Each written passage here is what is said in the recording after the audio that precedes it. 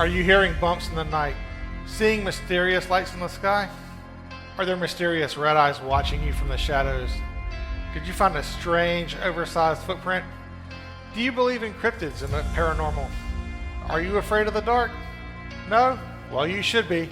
It's time for Carolina Creepers and Oddities Radio, the bi-weekly podcast that is dedicated to bringing you the legends and stories of paranormal events that occurred in and around North and South Carolina. So pour yourself a drink, dim the lights, sit back, and enjoy the show.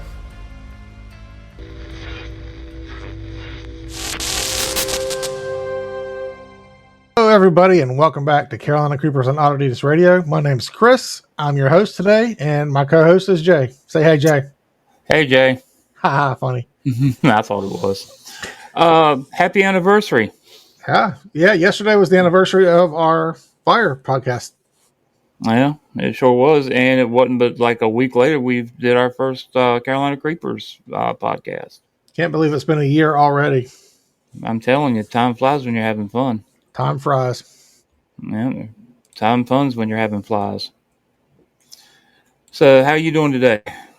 Not awful. Not too bad. Just trying to get all this stuff together, and it's quite a bit. I hear stuff you. to deal with. I hear you. Folks, big props go to Chris because he's the technical wizard of the show. And I mean, if it was left up to me, God only knows what would happen. We'd probably wind up getting the Playboy channel or something. I don't know, but if it wasn't for him, the show we wouldn't have a show. So big props to you, my brother. Golf clap. Golf clap, absolutely. So anyway, Jay, what do we have in store for the fine listeners today? Well, creepers and creepettes. We've talked about it and talked about it. We keep saying we're going to do it. Well, today we're going to do it.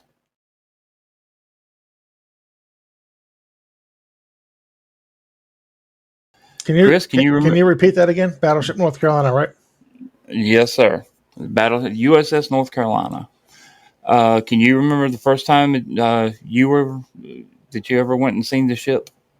Oh, I grew up in North Carolina. I didn't live there, but my dad lived in Wilmington my whole life when I was a kid. So I was there every summer, literally, seeing him, spending the summer with him. So honestly, I don't remember the very first time I saw it, but I've seen it lots of times as a kid. The first time I ever seen it was during Easter break in 1978. I was 8 years old. My mom and dad took me down there, and at the time, it was the biggest thing that I'd ever seen.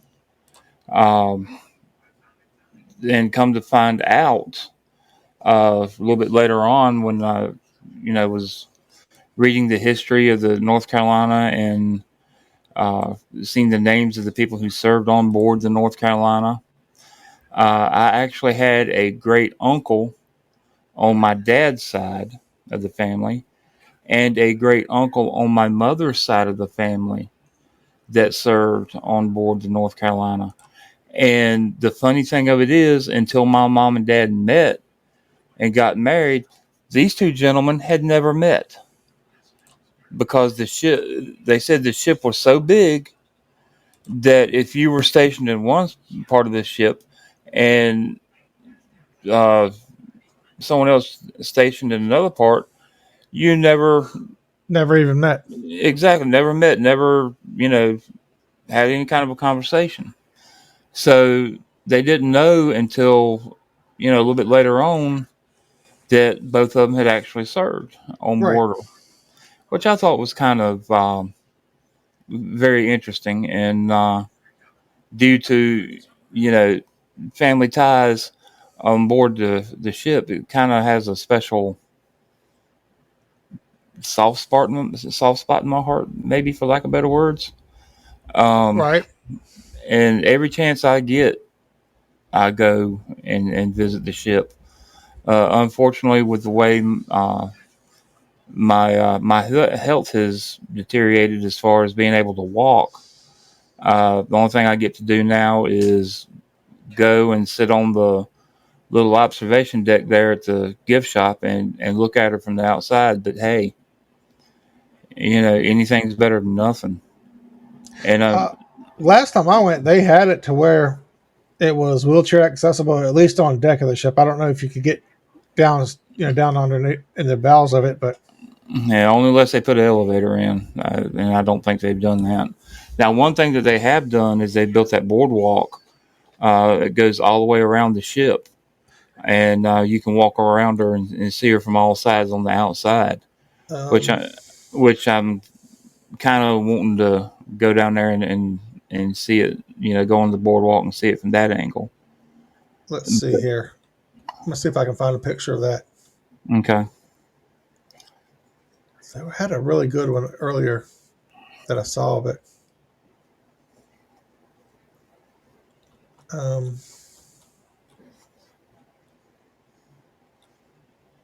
where was it? I was just looking at it before the show.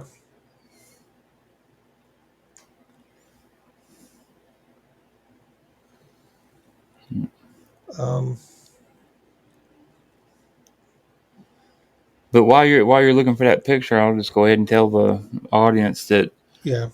during the time that they were uh, rehabbing the part of the ship that was actually below the waterline, they built what's called a coffers dam around the ship and pumped all the water out and mud and the silt and everything to where they could get to where it needed to be repaired. And while they were repairing the ship is when they built this boardwalk around the ship. And when you get over on what would be the starboard side of the ship, uh, there are signs that says "Watch your step." Now, the reason that there's signs that says "Watch your step," I mean the boardwalk. There's nothing wrong with it. It's level. It's beautiful, plenty of room, but it goes right over the marsh. And if you're familiar with marshland, there's all kind of little creepy crawly death noodles that tend to hang out there. And when I say death noodles, I mean uh, snakes and Alligators. alligators. Things that go bump in the night and daytime. And so there's signs that says "Watch your step." And I'm not fond of snakes by no means, but that's not going to stop me from going and enjoying what they've done, and it shouldn't stop anybody else either. You had any luck, Chris? No, I'm still working. Go ahead and keep talking about your story here. Okay. Well, the last time that I was on board the ship was May of 2011, and my wife and I had went down uh, to the beach to it was our anniversary weekend, and it had been a long time since we had gotten a chance to go anywhere on our anniversary. So we went down there and spent 3 or 4 days, and uh, she wanted to go to gift shops and all like that. And the only thing I wanted to do is go to the battleship. And so, like the third day we were there, she said, "All right, you win. We'll go to the boat and spend the day over there."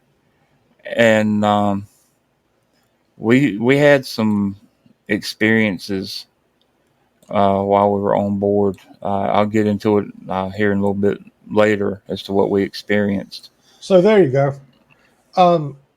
If you look around the exterior, far exterior, you'll see the boardwalk is right next to the green part on the map. And then you see like the gift shop on the left hand side. Um, then you see beside that you see those coffer dams he was talking about, which are right there in closer to the ship. But they have the boardwalk that went all the way around the ship from the gift shop, all the way from the stern, or actually from the bow to the stern, so you can see it from the port side as well. Yeah, it's really neat the way they've done it and got it set up. Like I said, I haven't been down there since they built it, but I've seen plenty of pictures, and I'm looking forward to going down there and seeing it, in person. Now, just imagine the size of that boat. Here you are, the enemy of the United States during World War II, and you go to bed one night and everything's nice and clear, and no enemy in sight. You feel confident that everything's going to be all right for at least a little while, and you wake up and that big son of a gun parked up in your front yard with all them guns trained on you. She's a very intimidating looking ship. Oh yeah. In that aspect. But if you love history like I do, and you love especially naval history, it takes on a different view in a way. It becomes from an intimidating, ominous looking object to a big, beautiful, at the time state of the art battle wagon. Yeah, I mean, it's a mechanical marvel. I mean, Exactly, and all the parts that it took to build that thing and keep it going, and all the fuel that it burned, because it burned diesel. I mean, yep. And the computers that was on there. I mean, here we are. I'm using a laptop sitting here in front of me, and it's maybe a foot wide and maybe 9 inches wide. And the computers on board the ship took up a whole room. yeah. And the way they would use the computers to train the guns to where they needed them. The targeting computers. Mm-hmm. It's just like I said, she was state of the art for its time. And they say those big 16-inch guns, when they fired the shells, it was the equivalent to firing a Volkswagen Beetle 20 miles. So right. she had a range. Those big guns had a range of 20 miles out. Let's see here. That's like sitting in Orange County and firing a shell, and it landed in Guilford County. Right. So.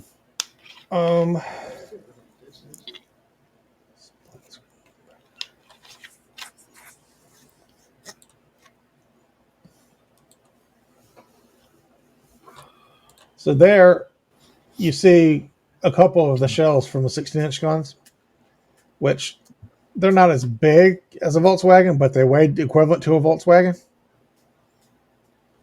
They use those on the 16-inch guns. Now they're using them as basically as fence posts. So now the powder bags that they used, it took 6. If I'm not mistaken, it was 6 90-pound bags of powder to fire those big guns. So that's a little oomph right there. And at the time, it's kind of funny. The USS North Carolina impressed me so much that when I come out of high school, I tried to join the Navy. Because at the time, the Iowa class battleships like the USS Iowa, Missouri, Wisconsin, and New Jersey, those are the Iowa class battleships. They were still in service, and I wanted to be the guy in the fire control room that squeezed the trigger on those big guns. And it never come to fruition. So. But it don't cost a penny to dream, does it, Chris? Not at all. Not at all. So, well, are you ready to get into this? So, yeah, I could see where you might want to fire those big boys. Speaking of the main guns, the whole purpose of our show today, actually, we're recording it today during the daytime, was we're trying to discuss whether the ship's haunted or not. Well, if you think about it, when those main guns that you see on the screen right now fired, the shockwave was so much that if anybody was on deck when they fired, it would literally blow them off the side of the deck or shatter their eardrums or even kill them because of the shock wave. So my theory was like, yeah, it would have to be haunted because there had to have been some accidents that happened during during wartime when those guns were fired. Oh, absolutely, absolutely. Now it's funny you mentioned the fact of the shockwave from the big guns because it reminds me of the movie Under Siege with Steven Seagal and Tommy Lee Jones, Right? where they were on the way to back to I guess it was Pearl Harbor, and they were going to decommission uh, the USS Missouri. That's where the movie takes place on board, and they're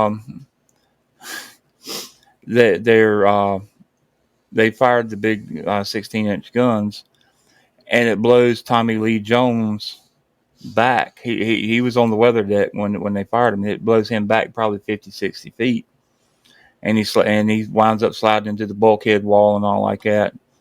And he gets up and he's staggering around holding his ears, and the concussion from the blast of the guns altered was supposed to have altered his thought process.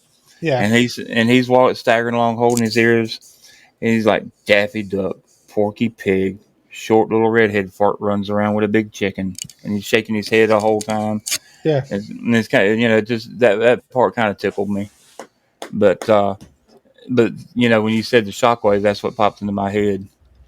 Um, but there's videos on YouTube where when the Iowa class battleships were in service and deployed, um, it was like the carriers or the destroyers would be alongside of her, either to the stern or to the bow of her, while they were having fire training on it.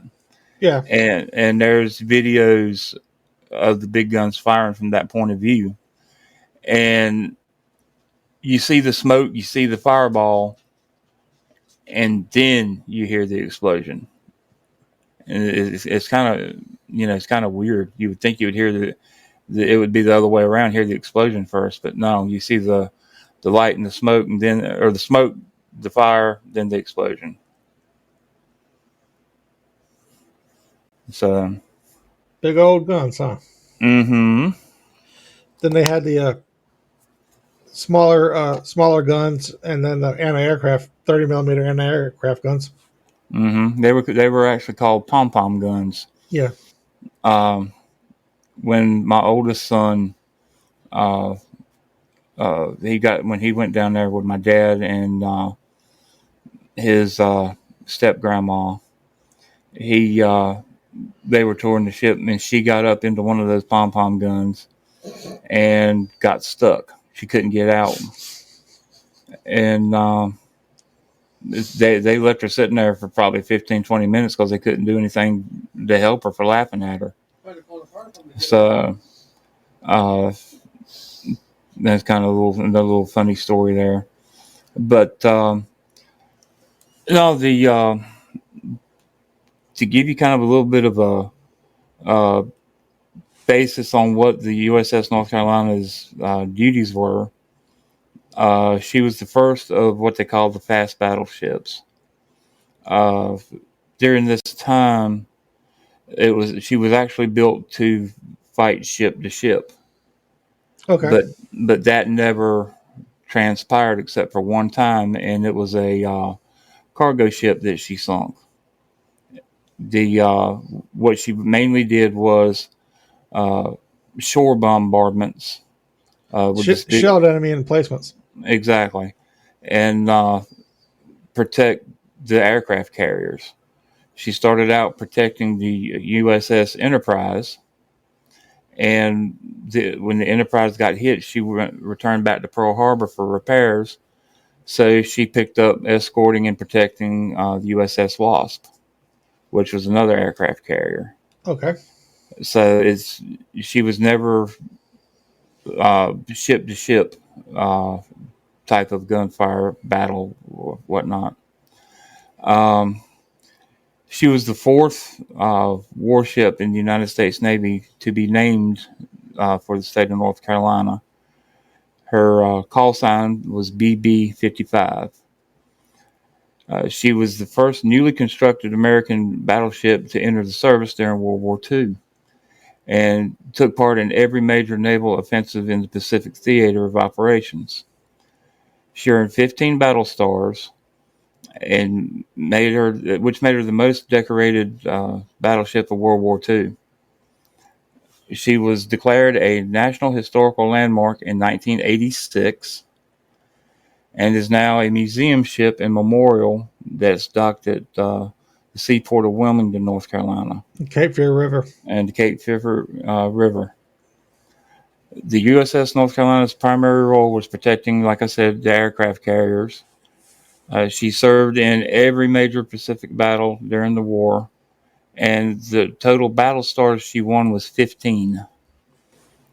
With a crew complement of 1,880 men, 9 16-inch guns, 25-inch guns, 16 1.1 millimeter machine guns, and 12 50 caliber machine guns.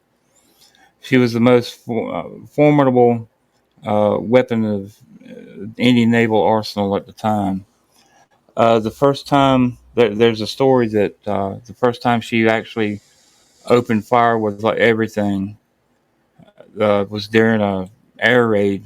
The Japanese were trying to sink our carriers, and she produced so much gunfire in a short amount of time that the captain of the USS Enterprise radioed the USS North Carolina, whose call sign was Showboat, because she was new, state of the art, and she was the quote unquote showboat of the Navy.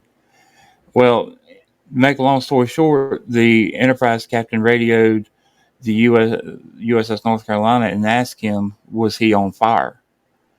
And the captain of the North Carolina come back over the radio and said, hell no, we're just blowing out the cobwebs. Love it.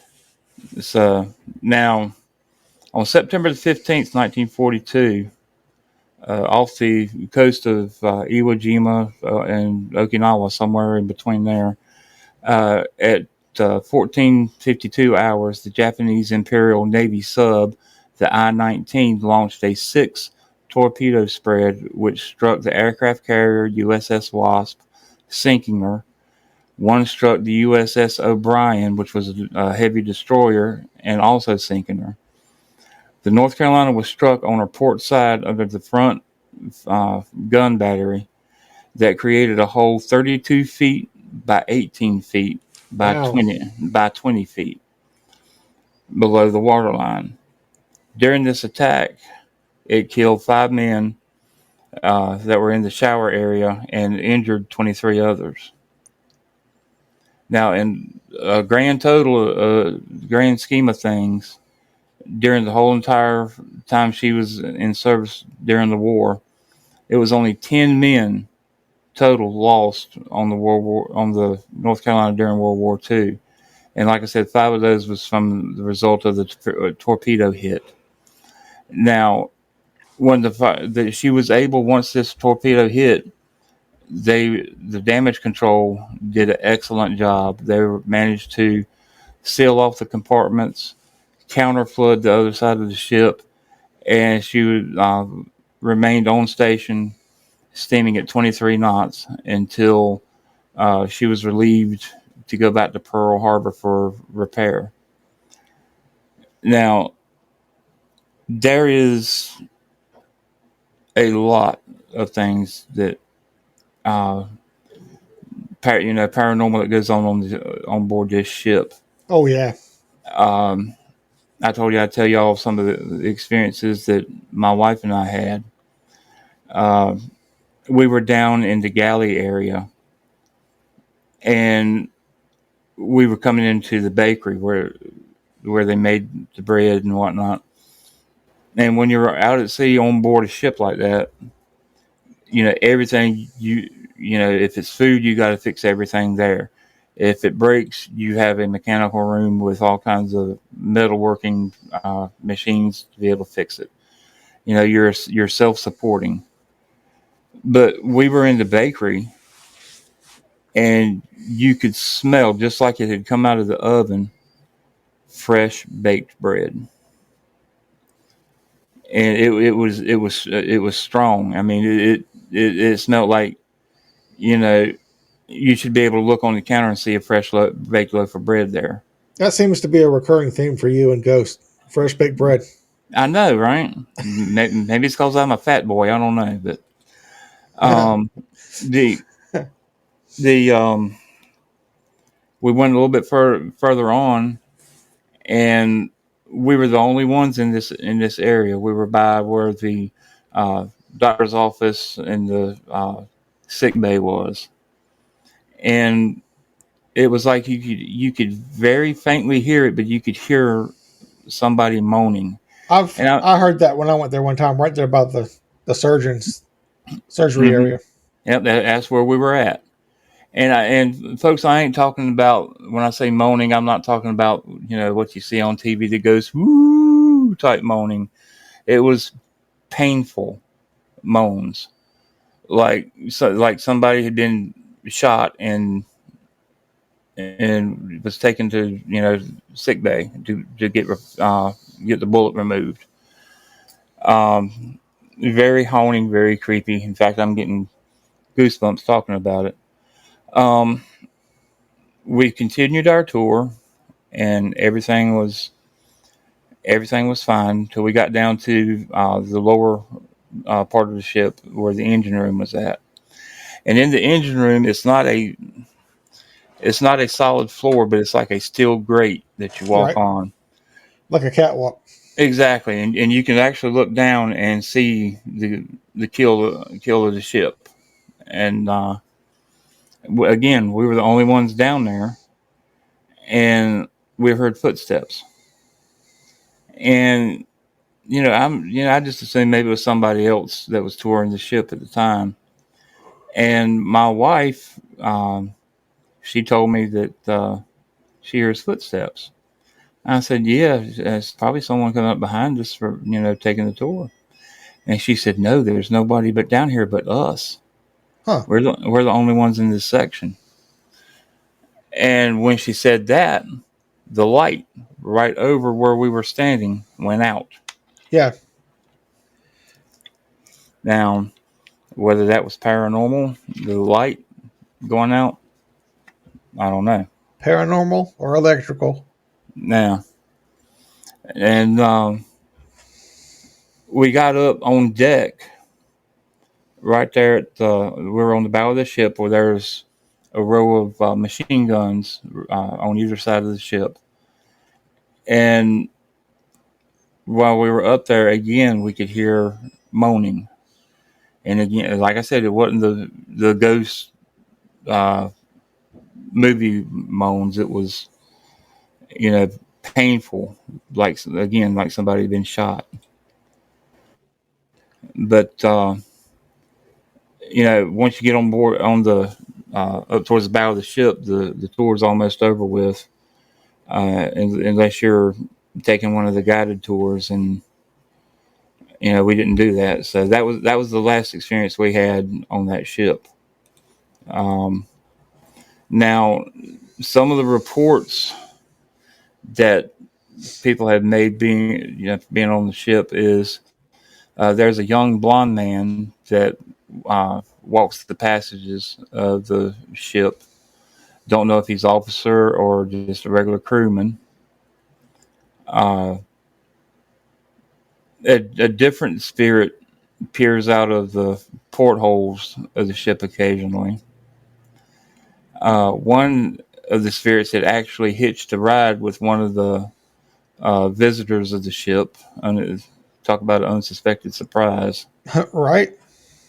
The hatches and the doors open or close by themselves.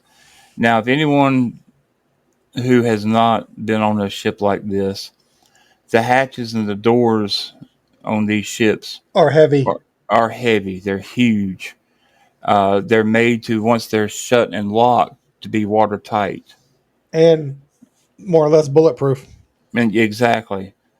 So the average Joe, the average Joe Blow is going to have trouble moving these hatches and doors. Some of the televisions that they have in there and lights will turn on and off by themselves. Witnesses have reported things on the shelves inside of some of the staterooms moving by themselves. And the spirits that are there, they don't hesitate to make themselves known. No, they don't. You can hear talking and sometimes even yelling. And of course, you got the cold spots and the footsteps, and I'm sure there's other eerily experiences. Now the security guard that worked there for about 30 plus years, his name is Danny Bradshaw. He actually, when he was security guard, he actually lived on board the ship. And he wrote a book about his experiences on board the ship. The name of the book is Ghosts of the USS North Carolina.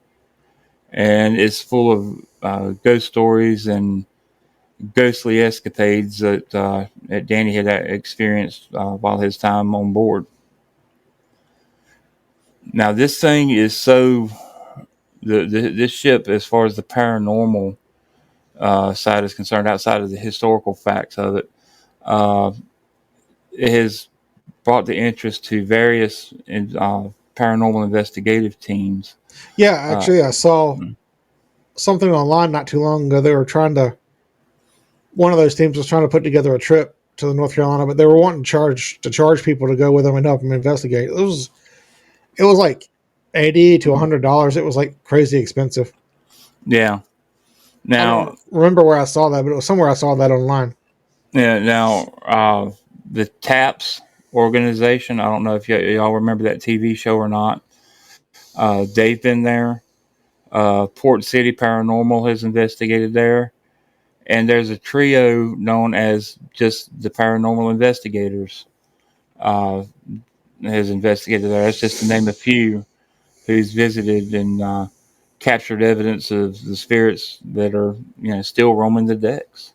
Well, I saw, like, when you go on the tours there, you go to all the different places. Like, you see the store and the barber shop and the medical bay and the radio room and this, that, and the other. And usually they've got wax figures there that, as part of the diorama to, demonstrate what happened there. Well, I went to this one spot. It was near the barber shop, actually. And I'm standing there looking and everything and like, okay, that's pretty cool. That's a really cool soldier's figure that was standing up in a World War II outfit. I'm like, yeah, that's pretty cool. That's really like a lifelike looking wax figure. Until he turned his head and moved, and I'm like, what? What did I just see? I thought it was a wax figure the whole time, but apparently it was an apparition. Now, the cool thing of it is, during certain times of the year, they have reenactors come on board, and they'll teach you they're assigned, just say, for instance, fire control. And they will take you to the fire control room and show you the procedures and whatnot of firing the 16-inch guns, the 5-inch guns, or whatnot. And, you learn more about the ship that way, which I think is pretty cool. This definitely was not a reenactor. Yeah. This was off season and nothing going on, no events going on. That it was just a general tour that we took. I got you. Now, it's kind of funny you said that, because on the TAPS episode, I don't know if y'all have ever seen it or not, but they're touring the ship and they come across one of those wax figures, and one of the investigators just stops dead in his tracks, and it's the look of holy crap on his face. And the other investigator that's with him asking me he says, "Hey, Steve, what's the matter? You all right?" And he looks at him. Steve looks at the other guy and says, "I'm not sure, but I think that son of a bitch just winked at me." So, but yeah. Now, one other cool thing about this is during the month of October, the ship offers the haunted ghost ship ghost tours. Now it's really up to you to decide, was that shadow figure a theatrical production or was it a ghost? So the USS North Carolina is full of history and full of haunts. And intrigue and mystery. Exactly. So if you're like me and you like history and you're interested in paranormal, well, this is your having your cake and eating it too type of thing. Extra icing on the cake type thing. I would highly recommend going. If you're if you're not interested in the paranormal, go for the history. If you're not For sure. If you're more interested in the paranormal than the history, then go for the paranormal. I guarantee you, at some point in time during your trip and your time on board, you're going to have something, whether you realize it or not. So, well, Add a layer here. So bear with me 1 second.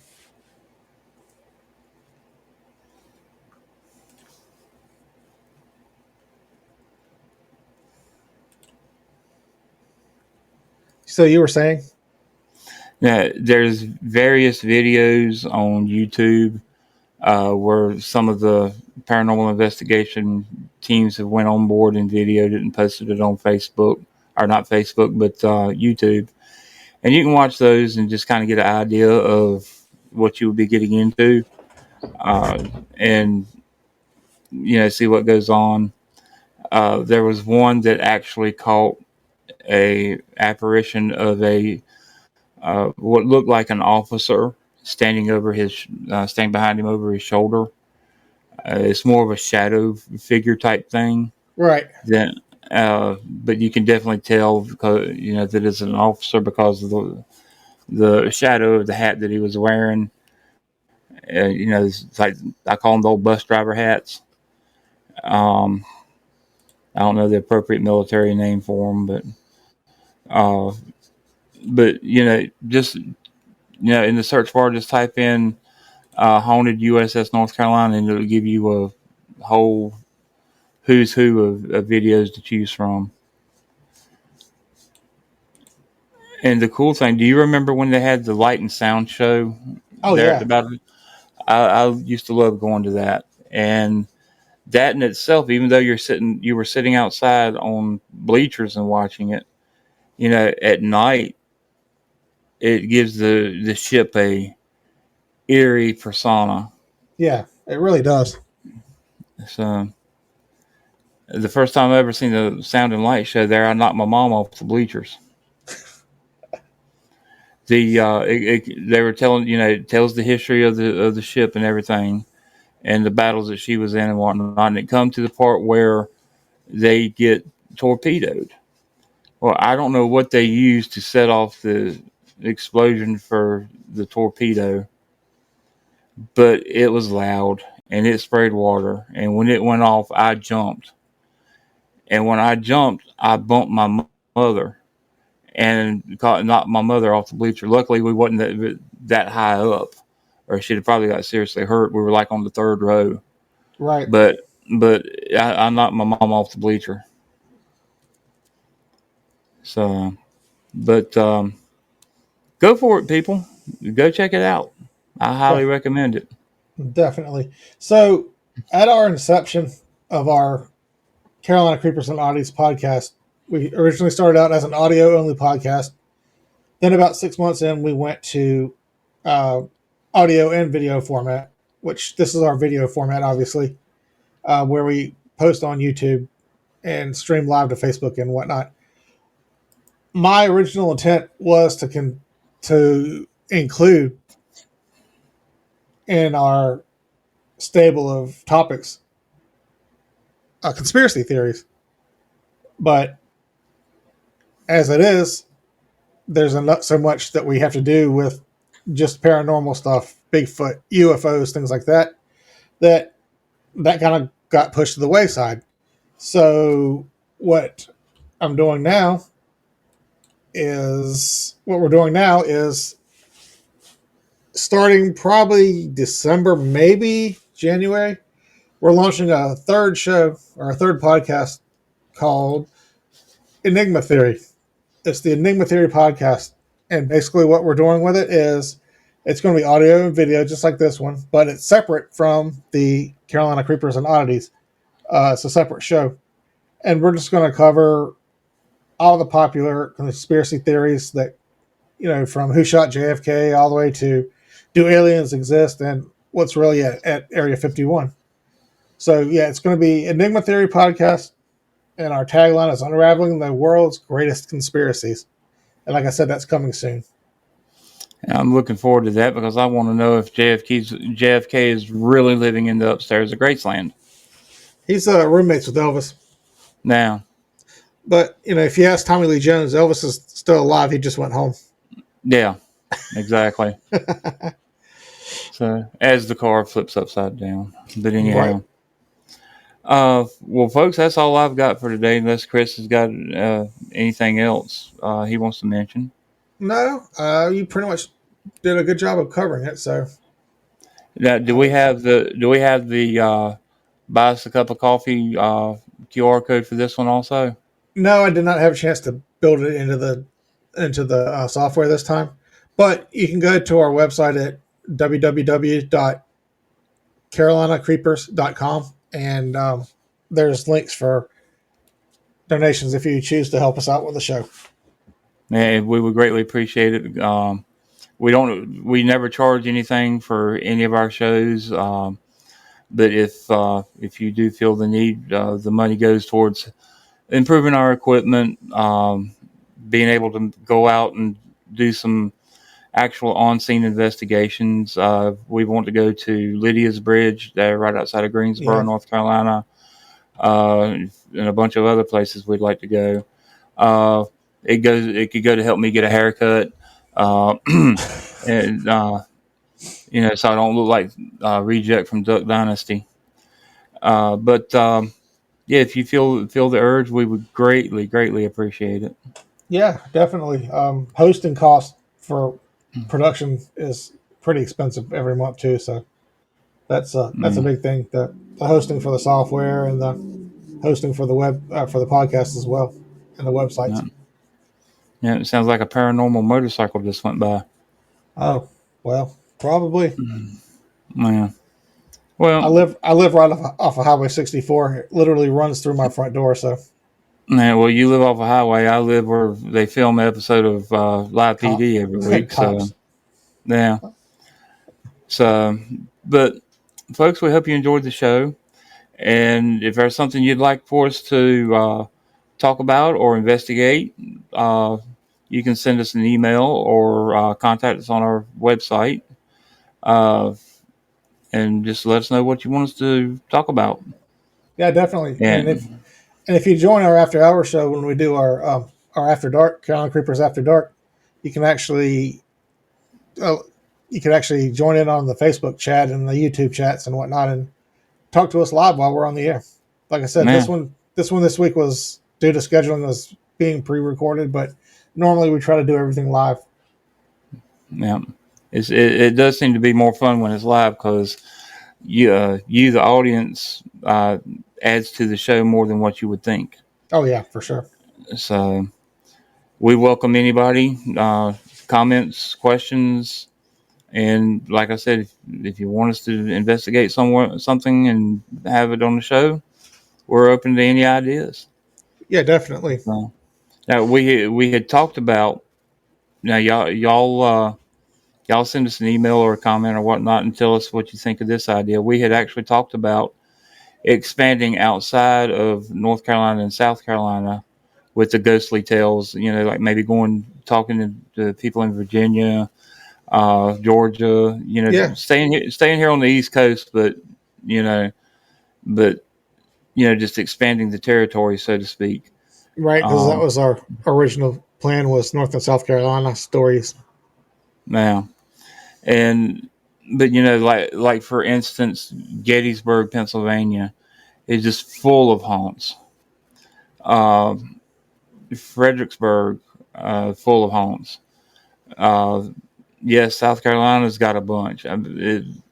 It's North Carolina, they've got them, but it seems like they're more there's more outside of this North Carolina versus uh, here in the state. Well, Now, however, That's not to say that people don't have their own personal experiences, like in their home or whatnot, like that. right. I'm sure that happens, but as far as something known or popular or whatever, it seems like it's more out of North Carolina, to me anyway. Yeah. Well, I mean, even so, Gettysburg is not too far out of the realm of possibility, because we take we make our annual privilege, or can't talk today, our annual pilgrimage to Mecca every year when we go to Gettysburg for the firefighters. So it's not out of the realm of possibility for us to do a show there, or record something there. Absolutely, and I would really like to do that. So, who knows? Who knows what we'll get? Never can tell. No. Well, folks, again, I hope you've enjoyed the show, and thank you to my partner Chris for doing another outstanding job. And we'll see you on the next show, folks. See you next time. Happy Thanksgiving. You've been listening to Carolina Creepers and Oddities Radio. Don't forget to subscribe to the show on Apple Podcast, Stitcher, Spotify, or your favorite podcast platform. If you like our show, please help us out by providing a review. If you would like to contact us, please email us at firefighter274@outlook.com. Until next time, remember, fear not the dark itself, but what may lurk within it. If you stare at the dark too long, you will eventually see what isn't there.